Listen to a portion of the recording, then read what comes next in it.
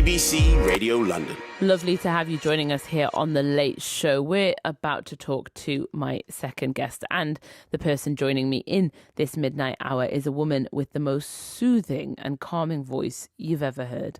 I'm working on a plan currently to convince her to call me every single evening and read me a bedtime story. That's how good she is. And as much as I'd love that, she's actually far too busy being busy and brilliant for that. And she is the founder of the Masala Podcast. It's a podcast carving out space for South Asian women to talk about sex, sexuality, periods, menopause, mental health, shame, sexual harassment, and even nipple hair. Sharam, Badtameez, Chi. I'm Sangeeta Pillai, and this is the Masala Podcast, where we talk about all those things that we're not supposed to talk about as South Asian women. Sex, sexuality, periods, menopause, mental health, nipple hair, shame, and many more taboos.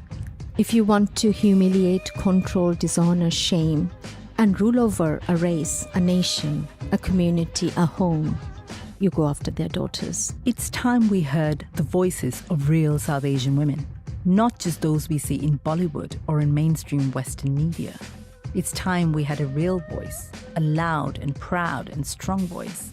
I think seeing us, in our generation especially, push towards roles in music or in film or in art or in sports. I think that's one thing that I took very personally was trying to see more South Asian women doing whatever they want to do, not to feel pressured or burdened by the stereotype, to really just push those boundaries. I've invited some incredible women to join me around my virtual kitchen table and put the world to rights. I was stopped at Chicago airport once and asked if I was Malala. And it's not even a joke. Are you Malala? Oh, I know who you are. You're Malala. No, I'm not Malala. And then he said, but do you know Malala? I said, no, I don't know her, never met her. Obviously I put these things in my act because they are funny. They are. But I think the deeper meaning of this and the broader context of this is that Asian women, we all look the same. We are all the same person. And that's the only Asian woman that exists. She's not only an award-winning podcaster, but Sangeeta Pillai is also a writer, theatre maker and workshop facilitator. Her work centres around dismantling patriarchy and, like you just heard, the taboos that bind South Asian women. Welcome to The Late Show, Sangeeta. Salma, I am so excited to be here. I've literally been counting down the hours. Listen, are you a night owl or have you actually had to back a few espressos to stay up this late? Lots of caffeine and chocolate chip cookies. Oh, what a combination. You had me at chocolate chip. I was in. Whatever you say. Sangeeta, it's such a pleasure to have you on the show. The second season of the Masala Podcast has just been launched. Congratulations on that, by the way. It's an absolute remarkable achievement. Lots of people might be listening to this thinking, well, I see representation, or there's the glamour of Bollywood, like you said in that clip. Why do you think it's so important to have a podcast that's absolutely dedicated for South Asian women specifically? So South Asian women within the culture, so we don't really have a voice, whether that's in kind of Western society where either the terrorist wife or the corner shop guy's, wife. Mm-hmm. That's all the representation we get. And even within our own culture, it's sort of centuries of patriarchy where women have been quieter, women have been told this is your place. So we don't really have had the opportunity really to voice our experiences, voice our pain, talk about the things that we love or talk about the things that we hate. So I think it's really, really important to have this space just for us because it doesn't exist outside of that. Even if you think about kind of, celebrities and voices, there aren't that many South Asian women. Yeah, absolutely. When I think about, famous people that I can think who are South Asian, top of my head, nope, nothing's coming to me. I'm thinking who's weirdly enough, the person who's well known that's coming to me is Priti Patel, which is, yeah, something completely different, because that's going into politics, right? Let's, Exactly. completely different. Listen, Sangeeta, you grew up in Mumbai, I believe. Yes, I did. And what age were you when you came to the UK? So I've lived in India most of my life. I was born in Kerala, and then we moved to Mumbai when I was a year old. And I kind of grew up in the slums of Mumbai, so we were very, very poor. And kind of worked my way up, moved to Bangalore, worked in advertising, and eventually moved to the UK about 15 years ago. So I am a mix of both of those cultures. I'm kind of Indian and I'm British, and sort of a mixed up beautiful mess of the two. You mentioned growing up in the slums of Mumbai, and what you said was you were really poor. What was that like as a kid? Was it that was just your normal and that was just what it is? Or were you acutely aware that you lived in poverty?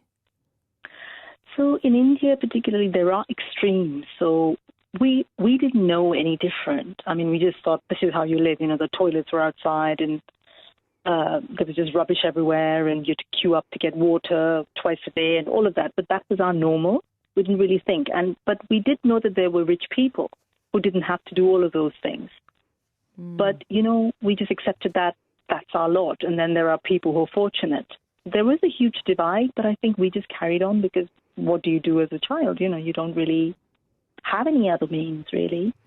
And I'm guessing that those taboos that you spoke about in that clip for the Masala podcast, those taboos that surround South Asian women, they, of course, exacerbate and change and evolve depending on class because, India does work on a real strict class system. You do have the rich, you have the poor, you have that really obvious divide that is glaring, right? And so when you do cross over the divide to, like you said, you're growing up in the slums, it becomes even harder to break away from some of the taboos. It becomes even harder to have conversation.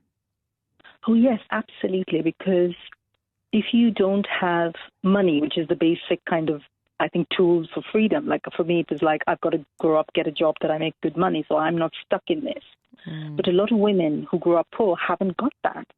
So if you come from a slightly kind of more moneyed family, you might still have to have, the arranged marriage and kind of be told what your place is. But there are a little bit, there are more opportunities, I think, to get out of that. But if you're poor, if you're from a traditional family, you're from a small town in India, the spaces for you to occupy are very, very small. So, yeah, absolutely. It exacerbates what exists already, I think. And then, you do talk about the most remarkable things on your podcast. You're talking about sex. You're talking about sexuality and where you are on that spectrum. And, today is Bi Awareness Day, right? You're talking to women who do sit on that spectrum, who identify as bisexual, who identify as queer. And you're being really open around those taboos that South Asian culture isn't great at talking about. And I come from South Asian culture. I know the silence that is blanketed over that culture. You're talking about periods. You're talking about all of those squirmish things, and there's lots of shame. How do your family feel about that? And what's their reaction been, if any? Their reaction is one of silence, which is very familiar, isn't it? So just to give you an idea, if I post, a picture of me, eating a baguette on Facebook, I get loads of likes and comments. But if I talk about the work that I do, there is literally nothing. So I think that says a lot to me because they're a bit kind of embarrassed. They're kind of not sure who I am and what I am because I don't really fit into the kind of mold of what they expect, a 40-something Indian woman to be. I'm not that. So the reaction isn't the most positive, but, that's what I've had all my life. I've kind of fought against what I was told I could be. So, this is my journey and I'm comfortable with it. Speaking of that journey, Sangeeta, I think probably the better question is how did you get to the point in your journey that you said, no, actually, I'm going to shake off all of these taboos. I'm going to break this silence and I'm going to be the person that talks about things because if no one's talking about it, then let me create the space to talk about it because no matter how strong we are or how rebellious we might be, we're all products of our environment and we can't help that. We're all products of the places and that have nurtured us and raised us. So, we still have shame in us, for example, whether we want it or not, whether we can logically process it or not, it still exists to some level, we still have our own fears around speaking out about things that people don't often say out loud. How did you get to the point that you were comfortable enough to start speaking? I think my entire life has led me up to this point. I really feel like this is what I was born to do. And I think all the kind of battles I've had, and I've had many of those in my life, I think something in me, this little voice that I always had in me, kept telling me that, fight for that and don't listen to these people. And, so I've kind of done that. And I think what led me to create the podcast and the Masala monologues and the workshops and everything that I do is I know very deeply personally how much this damages us. I've experienced kind of mental health issues, and I've had kind of a lot of, trauma attached to it. And I know that other women do. When you are told that all you are worth is this little thing and nothing else, when you are told that there's no space for your pain, when you are told that that's just how it is and do not question that, that has a very damaging effect on our minds and our bodies. So, I got to a point, I think, and I had like quite a big mental health episode. And I remember sitting down and thinking, well, what am I going to do about it? And this is what appeared to me. Like, this is organically what I wanted to do. So it's just been my entire life leading me up to now, I think. Does it ever frustrate you, Sangeeta, that it has to get to a point where, like you said, you have a mental health episode where you are sitting there on the floor going, oh my God, what am I going to do about it? Because realistically, it shouldn't have to get to that point, right? It shouldn't, but unfortunately, Salma, it does over and over again. I think it does in our culture. I think it does in kind of other societies. There are degrees of it. I think probably in South Asian culture, we probably see more extreme cases of things they're allowed to do, quote unquote, or not. But this is the way of the world. I think men have kind of ruled the roost for, millennia, and that's comfortable, and women have kind of had to bear the trauma of that. And I think we can get frustrated, we can get angry, or we can get up and say, you know what, this stops here. Maybe if we do something, the next generation of girls don't have to go through this. Yeah. And that's kind of what the fight's about. So I don't get frustrated, I get angry, and then I channel it into what I'm doing. Which seems like a good way to deal with it, because it can be, if you let yourself get annoyed and frustrated, that can just become an overwhelming, mountain on your shoulders, right? Absolutely. And I want to use that energy or rage that I have for good things, and power upon myself. And that's exactly what that does. Anger can be really good. It can, because you've created the Masala podcast, and it is soothing and uplifting and is a balm to my heart. At least I know that much, and I know it is for so many other people who listen, because suddenly you've arrived at a space where you're not the only one anymore, and someone else is saying the things that you've been thinking, or someone else is saying the things that you haven't said out loud but you wish that you could, and someone else is finally having the conversation that you've been dying to have, and it just makes you go, oh, I'm not so alone. And that's all any of us really want, isn't it? To know that we're not alone in this world, and that we're not going through that thing just by yourself, right? Absolutely. And I think what you said there just absolutely touches on the nub of this. To feel like we are not alone, to feel like we are not the only people carrying this pain, to kind of explore even things like cultural identity, because that isn't simple. There's baggage attached to it, and there's layers. And we're told that if you are this, then that's what you are. But it's not like that, and it's not simple. I think you were very kindly on the podcast, and you were brilliant. And so many people after your episode reached out to me and to say that, oh my God, thank you for talking about identity, because it's something I struggle with. Who am I, and what am I, and which bits of me are British and which bits of me are Asian? So these are very important conversations to have, and we don't seem to be having them in the nuanced way that we should.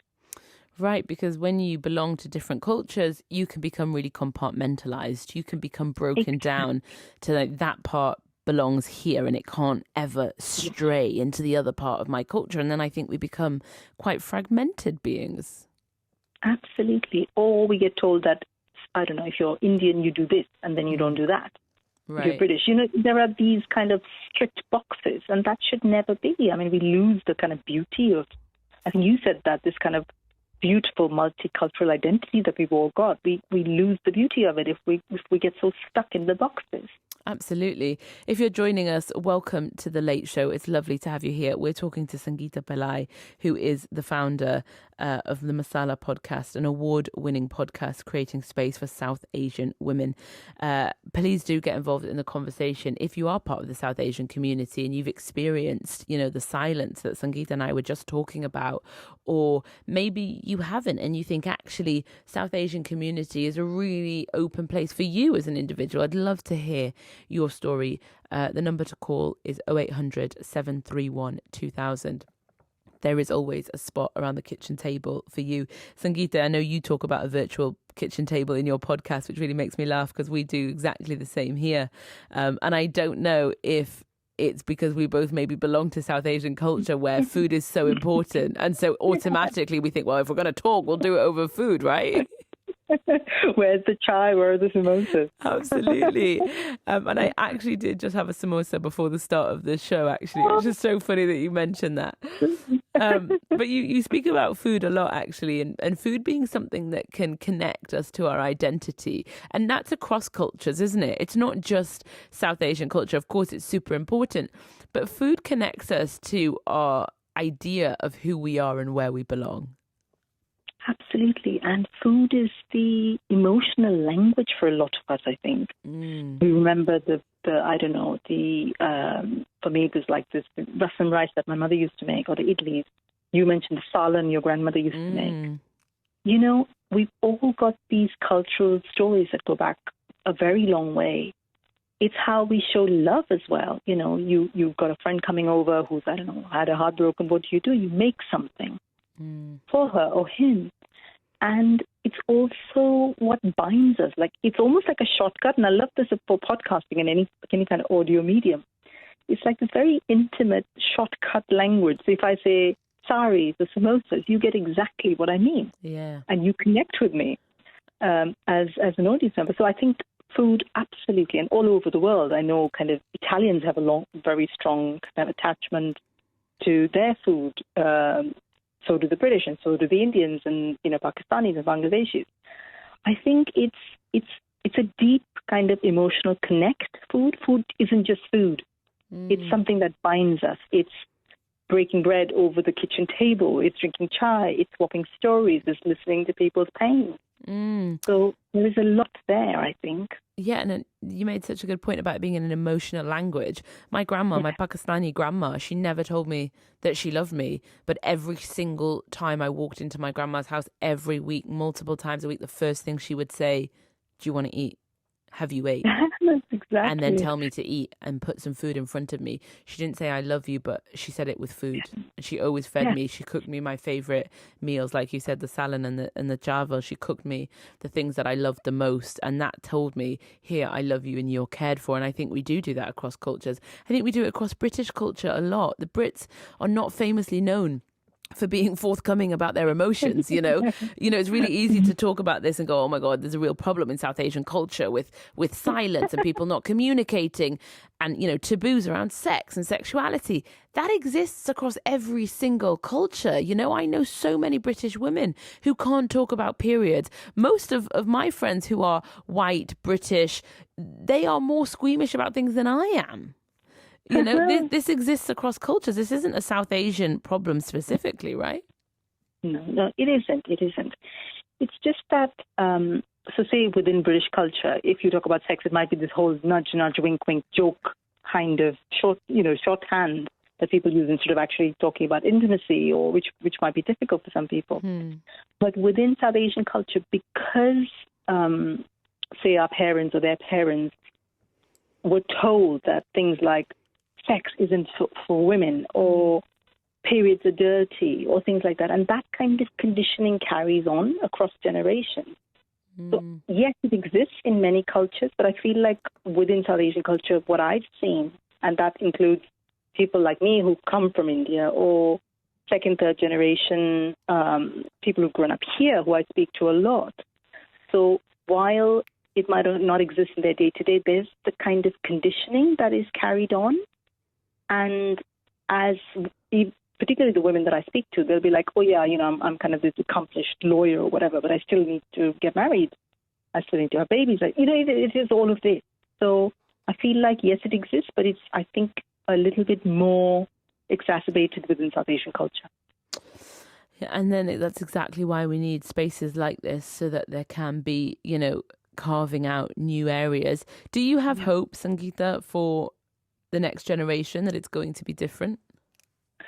Yeah, I do, because the younger kind of women, or those who identify as women that I meet, are a little bit more open with their sexuality, are more open talking about things, are less squeamish about things like periods. So I think it is a growth in progress.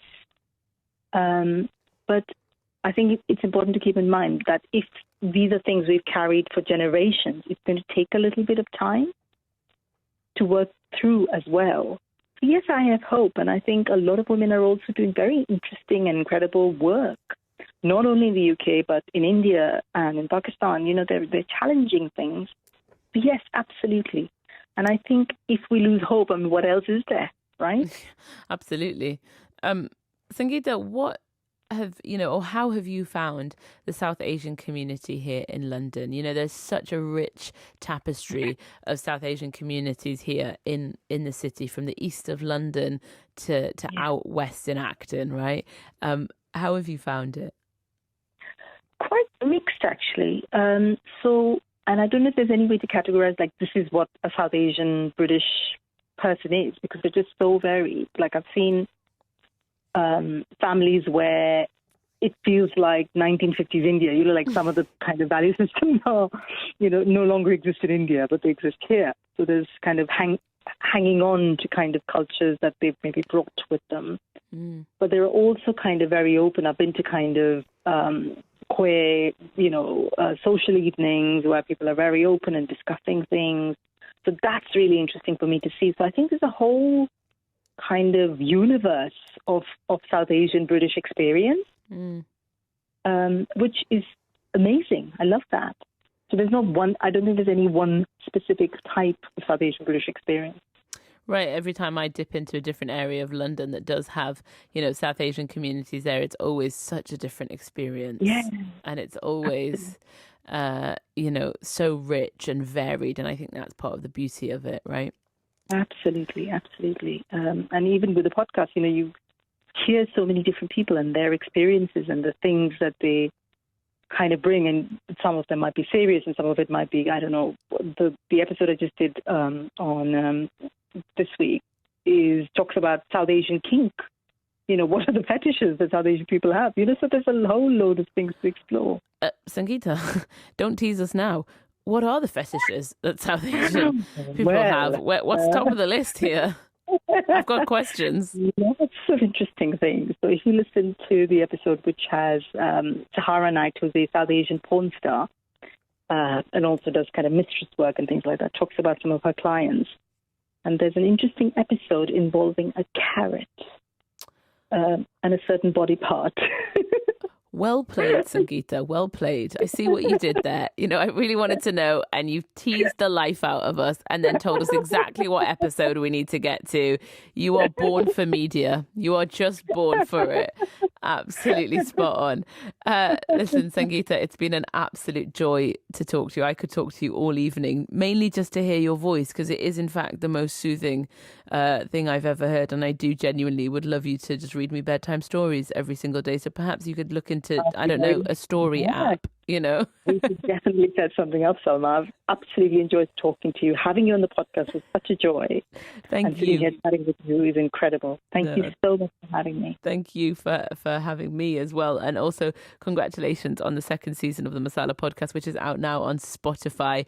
And you can go and listen to it. And I think there's a particular episode I'll be going to listen to on the way home for sure. Sangeeta, it's been an absolute pleasure.